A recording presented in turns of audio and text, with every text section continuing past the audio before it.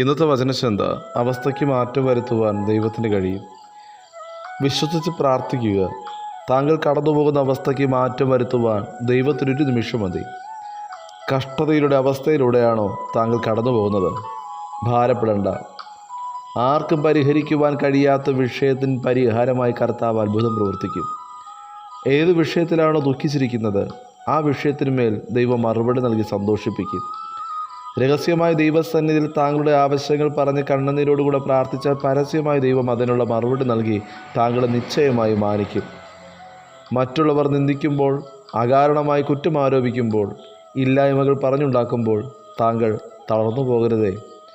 ഒരു കാരണവുമില്ലാതെ ഇതൊക്കെ സഹിച്ച ഒരു നാഥനെയാണ് താങ്കൾ സേവിക്കുന്നതെങ്കിൽ, നിന്ദിച്ചവരുടെ മുമ്പിൽ, പരിഹസിച്ചവരുടെ മുമ്പിൽ, ഒറ്റപ്പെടുത്തിയവരുടെ മുമ്പിൽ ദൈവം താങ്കളുടെ തല ഉയർത്തുവാൻ ശക്തനാണ്. ദൈവം താങ്കളുടെ തല ഉയർത്തുവാൻ ഒരു ദിവസം മാറ്റിവെച്ചിട്ടുണ്ട്. പൊട്ടക്കിണറ്റിൽ കിടന്നാലും കാരാഗൃഹത്തിൽ കിടന്നാലും വാക്തത്വമുള്ളവനെ സൂക്ഷിച്ച് ലക്ഷ്യത്തിലെത്തിക്കുവാൻ എൻ്റെ ദൈവം വിശ്വസ്തനാകുന്നു. ദൈവത്തിന് അസാധ്യമായി യാതൊന്നുമില്ല. പ്രാർത്ഥനയുടെ മറുപടി എത്ര വൈകിയാലും തക്ക സമയത്ത് ദൈവം മറുപടി നൽകി മാനിക്കും. എന്തൊക്കെ പ്രതിസന്ധികൾ താങ്കളുടെ ജീവിതത്തിൻ്റെ നേരെ കടന്നു വന്നാലും ദൈവം പറഞ്ഞെടുത്ത് താങ്കളെ കൊണ്ടെത്തിക്കും. ദൈവമാണോ വാക്തത്വം പറഞ്ഞത്? ഇന്നത്തെ അവസ്ഥകളെ മാറ്റി വാക്തത്വം ചെയ്ത ദൈവം വാക്തത്വത്തെ നിവർത്തീകരിക്കും. ഇന്ന് താങ്കൾ അനുഭവിക്കുന്ന ഓരോ വേദനയുടെ പിന്നിലും ദൈവത്തിൻ്റെ വ്യക്തമായ പദ്ധതിയുണ്ട് കേട്ടോ.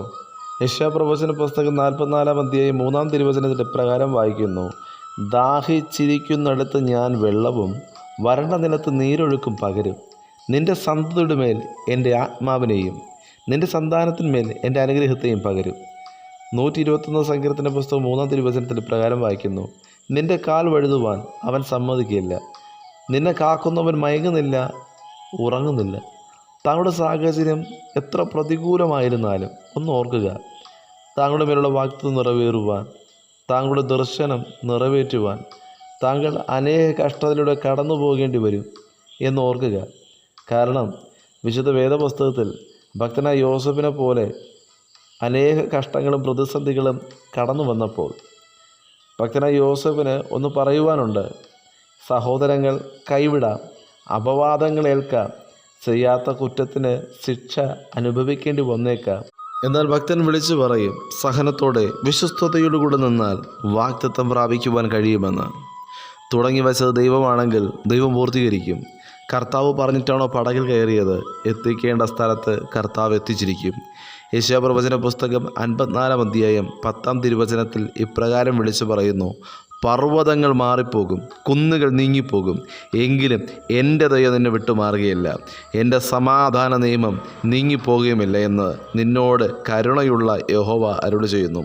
വചനം ശ്രവിക്കുന്ന പ്രിയ ദൈവജനമേ, പ്രാർത്ഥിച്ച പ്രാർത്ഥനാ വിഷയങ്ങൾ എന്തു തന്നെയാണെങ്കിലും കർത്താവ് തക്ക സമയം താങ്കൾക്ക് മറുപടി നൽകി മാനിക്കും.